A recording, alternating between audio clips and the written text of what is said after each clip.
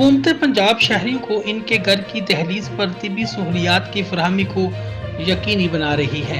शहरियों को dengue, polio और हेपाटाइटिस से मुकम्मल बचाव के लिए हर मुमकिन इकदाम उठाने में कोई कसर ना छोड़ी जाए।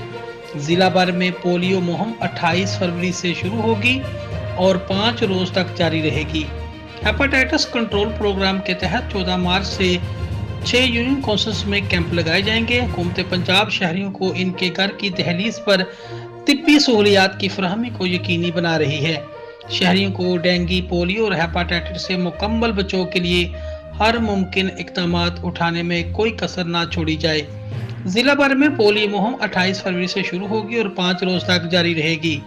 हेपाटाइटिस कंट्रोल प्रोग्राम के तहत 14 मार्च से 2 तहसील शाहकोट, 3 सांगलाइल और 1 वारबटन की कुल 6 यूनियन काउंसिल्स में कैंप लगाए जाएंगे। इन ख्यालात का इजहार डिप्टी कमिश्नर खाना साहब जाहिद परवेज बराच ने डेंगू तदारक और इसके रोकथाम, पोलियो और हेपाटाइटिस बी और सी की रोकथाम के लिए मुनक्दा डिस्ट्रिक्ट एमरजेंसी रिस्पांस कमेटी के इजलास की सदारत करते हुए किया।